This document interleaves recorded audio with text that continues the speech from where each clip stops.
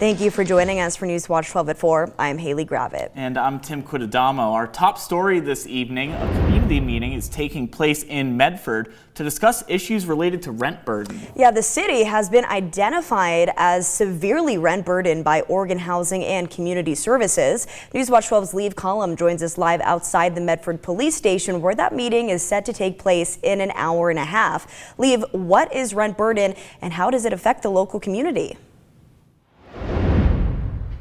Well, Haley, Tim,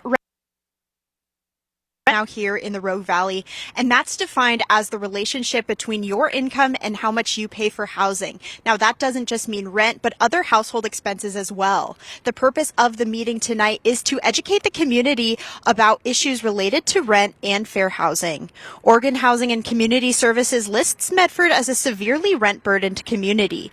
27.2% of renter households in the city spend more than 50% of their income on rent.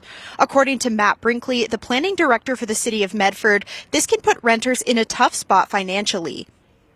The more you spend on housing, the less you have to spend on other things like transportation, food, education, doing fun things that make life enjoyable. So that's a concern, obviously. Brinkley says rent burden can lead to even more financial stress, so the meeting will also include presentations from some groups that deal with issues related to housing insecurity. The public is encouraged to share their experiences and ideas once the meeting starts at 5:30 p.m. Now, coming up on Newswatch 12 at 5, I'll talk a little bit more about some of the resources that are going to be available at this meeting. Watching out for you live in Medford, Leave column, Newswatch 12.